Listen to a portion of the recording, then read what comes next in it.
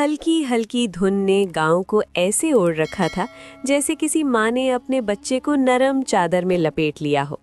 सुबह की फजा में ठंडक थी, मगर दिलों में अजीब सी गर्मी, जैसे कोई खुशखबरी दरवाजे पर दस्तक दे रही हो। कच्चे रास्तों पर खामोशी बिछी थी, मगर घरों के अंदर चूल्हों की हल्की आंच जाग रही थी। दूर मस्जिद का मीनार धुंध में आधा छुपा हुआ था, जैसे किसी राज का अमीन हो। गांव के लोग जानते थे कि रमज़ान आने वाला है, और यही सोच उनकी सांसों में खुशबू बनकर घुल रही थी। ये वो दिन थे जब तैयारी इबादत से पहले दिलों में शुरू हो जाती थी। हर गली में आहिस्ता आहिस्ता जिंदगी अंगड़ाई ले रही थी। औरतें सहन में झाड़ू देती हुई एक दूसरे को आवाज़ें देती। कोई कहती, इस बार सहरी में मैं हलवा बनाऊंगी, तो दूसरी हंसकर जवाब देती, इफ्तारी मेरे जिम्मे। बातें सादा थीं, मगर नियतों में खुलूस चमकता था। धुंध के पर्दे में भी उनके चेहरों की मुस्कुराहट साफ दिखाई देती। रमज़ान अभी आया नहीं था, मगर उसकी बरकत का एहसास पहले ही दिलों को नरम कर रहा था। गांव जैसे इंतजार में सांस रोके बैठा था।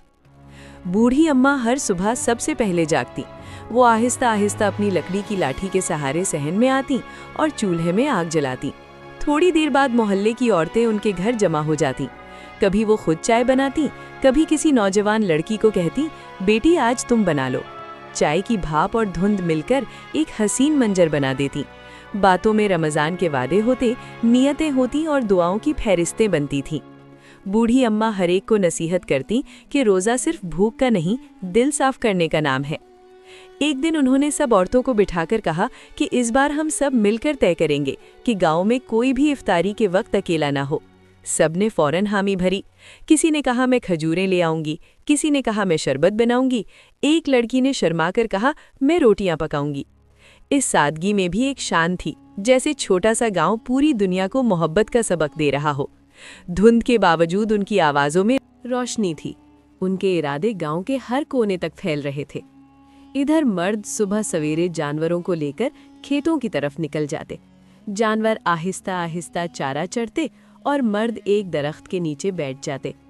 कोई अपने बचपन के रोज़ों का जिक्र करता, कोई अपने बाप की नसीहत सुनाता। उनकी हंसी में खुलूस था और बातों में तजुर्बे की मिठास। कोई कहता, इस बार हम सब मिलकर तरावी में पहली सफ में खड़े होंगे। दूसरा जवाब देता, और अपने बच्चों को भी साथ लाएंगे। खेतों की खामोशी में उनकी गुफ्तगू एक खूबसूरत साज की तरह गूंजती थी। गांव के बच्चे भी इन दिनों खासे पुरजोश थे। वो शाम को खेलते खेलते रोज़ों की बातें करते। कोई कहता, मैं पूरा रोज़ा रखूंगा। दूसरा कहता,